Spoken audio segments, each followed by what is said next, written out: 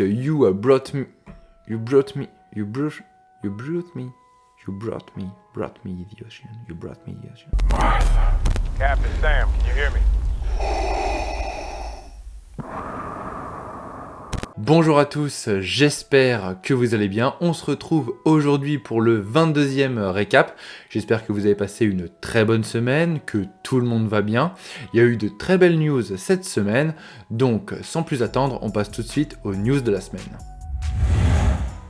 Alors Marvel Studios, on voit à quel point ils ont fait charbonner leurs graphistes ces dernières semaines, voire même ces derniers mois, puisque on a eu une flopée d'affiches promotionnelles pour le film Doctor Strange in the Multiverse of Madness, qui, je le rappelle, sortira le 4 mai prochain en France.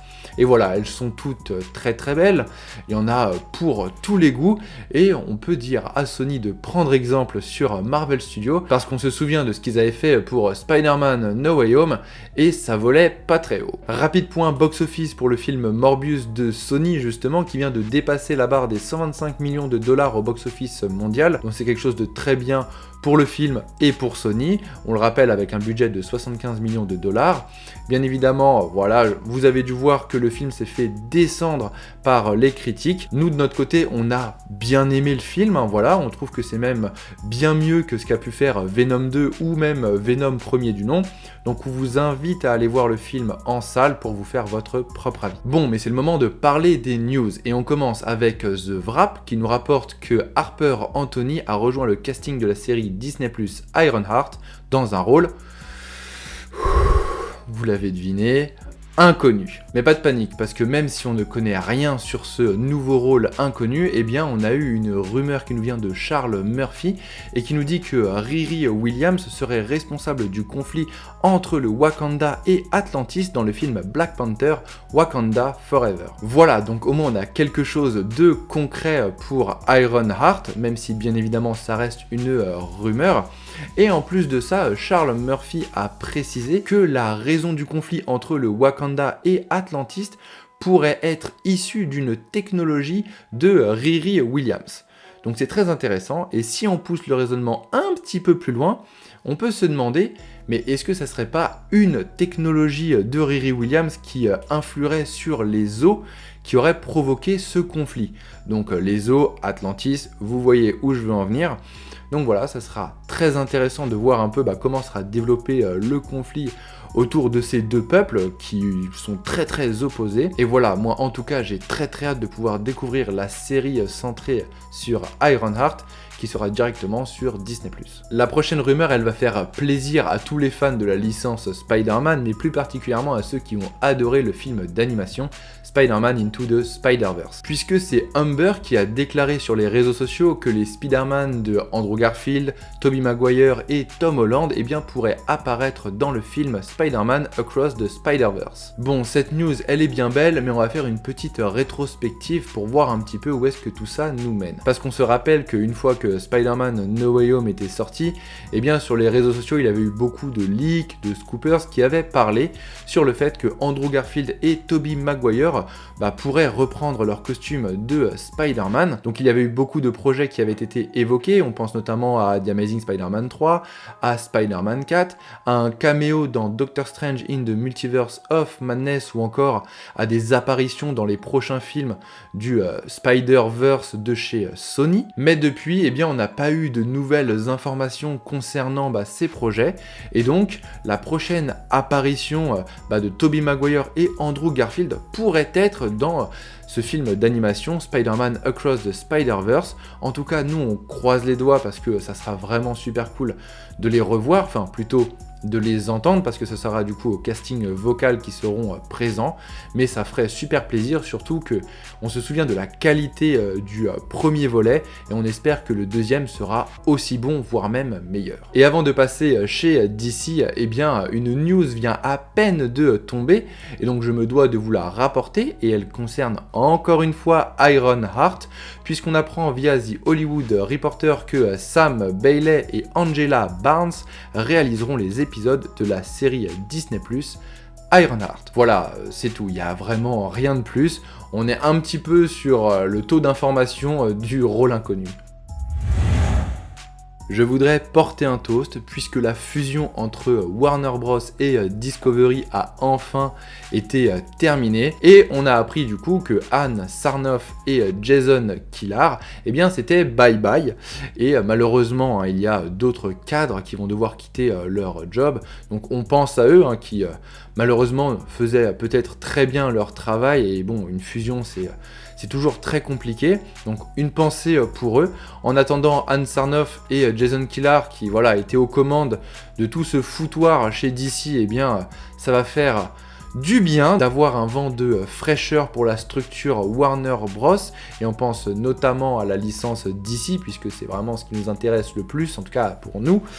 Donc voilà, c'est très très cool, les choses bougent, on attend d'avoir plus d'informations pour voir quelles décisions seront prises et bien évidemment on vous tiendra au courant. Et justement cette semaine il y a eu un projet d'annoncer et tout ça c'est rapporté par Variety et donc on aurait une série HBO Max Aqualad en live action avec Charlize Theron comme productrice. La série devrait adapter le roman graphique You Brought Me the Ocean afin d'évoquer les origines d'Aqualad. On parlera ici de Jackson Hyde surnommé Jake qui est donc le fils de Black Manta et de Lucia et qui lors de son adolescence il se sent étrangement attiré par l'océan et il développera peu à peu des capacités comme la respiration sous l'eau ainsi que le contrôle de l'eau. Plus tard, il tombera amoureux d'un camarade de classe pendant ses années lycée qui s'appelle Kenny Liu.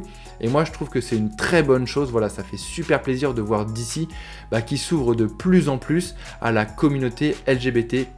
En revanche, nous ne savons absolument pas si cette série HBO Max sera liée au DCU et plus particulièrement au personnage d'Aquaman campé par Jason Momoa parce que bon, ça pourrait quand même être très très cool de pouvoir voir Aqualad devenir le sidekick d'Aquaman et avoir des interactions entre ces deux personnages. La dernière news, il s'agit d'une rumeur qui nous vient de Viewer Anon et qui nous apprend que Jeremy Irons reprendrait son rôle d'Alfred Pennyworth dans le film The Flash. Bon, rien de très surprenant. Moi, je trouve que c'est très très cool de pouvoir revoir ce personnage qu'on a déjà vu dans Batman v Superman, dans Zack Snyder Justice League, et donc le revoir dans son rôle d'Alfred Pennyworth aux côtés d'un Bruce Wayne campé par Ben Affleck.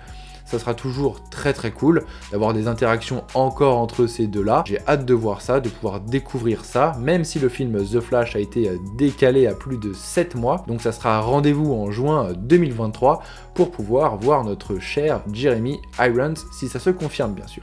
Attention. Et bien cette semaine, je vais commencer en vous parlant du jeu Lego Star Wars la saga Skywalker et je vais pas vous parler d'une news ou quoi en particulier, non pas du tout, juste pour vous signaler le fait que ce jeu est exceptionnel parce que voilà, avec Julien, on a déjà pas mal avancé, bien évidemment chacun à notre rythme, lui il est un petit peu plus rapide que moi, mais on a déjà au moins fait la prélogie. Et voilà, c'est vraiment excellent, ce jeu à tous les points est vraiment génial, donc on vous invite fortement à vous le procurer si c'est pas déjà fait. Si vous êtes un fan de Star Wars et qu'en plus vous aimez l'univers sauce Lego, vous allez vous régaler. Donc voilà, on n'est pas sponsorisé par Lego, on voulait juste vous passer ce petit message pour vous dire que voilà, vous allez prendre un vrai bon moment sur ce jeu si vous vous le procurez. Donc, qu'est-ce que vous attendez ? Bon voilà, j'ai fini ma petite promotion qui est non sponsorisée bien sûr, et on va rentrer dans le vif du sujet en parlant de news, et donc c'est The Hollywood Reporter qui nous rapporte que Peter Ramsey réalisera au moins un épisode de la série Disney+, Ahsoka. Bon, j'ai pas le CV du gars sous le coude, mais je sais qu'il était co-réalisateur pour le film Spider-Man Into the Spider-Verse, et vu la gueule du chef-d'œuvre que c'est, c'est vraiment bon signe pour la série Ahsoka. Et enfin, on a eu une rumeur de Making Star Wars qui nous apprend qu'un projet secret Star Wars Tales of the Jedi pourrait être annoncé le vendredi 27 mai à la Star Wars Celebration 2022. On a quelques informations et notamment que Cal Kestis, qui était le personnage principal de Fallen Order, eh bien qu'il pourrait être l'un des protagonistes principaux de ce projet. On ne sait pas encore si ça sera du live action ou de l'animation, mais un projet avec Cal, eh bien c'est un peu une évidence, j'ai envie de dire, hein, vu le succès du jeu vidéo. Et en plus, on a déjà vu BD1 introduit voilà, très rapidement dans la série The Book of Boba Fett. Donc voilà, tout commence un peu à s'assembler et on verra même avec, pourquoi pas, The Mandalorian saison 3, de nouvelles pièces qui viennent s'ajouter au puzzle pour un petit peu connecter tout ça. Ça ferait en tout cas très plaisir de pouvoir voir ce personnage qui, personnellement, j'avais beaucoup aimé son développement sur toute la trame du jeu. Voilà, le récap, c'est fini. J'espère que ça vous aura plu. Comme d'hab, si c'est le cas, n'hésitez pas à lâcher un like, à partager autour de vous, à vous abonner à notre chaîne YouTube ou encore à nous suivre sur nos réseaux sociaux. Ça nous fera super plaisir et en plus de ça, ça nous soutient. Donc voilà, je vous remercie tous. En attendant, moi je vous dis à vendredi pour un bon gros récap comics, parce que voilà, vous avez bien vu qu'il n'y en a pas eu la semaine dernière, un petit manque d'inspiration, je vous avoue que les news n'étaient pas très parlantes. Donc voilà, il y a un gros récap comics qui arrive pour vendredi, et sinon je vous dis rendez-vous la semaine prochaine, même jour, même heure, et d'ici là, lisez des comics.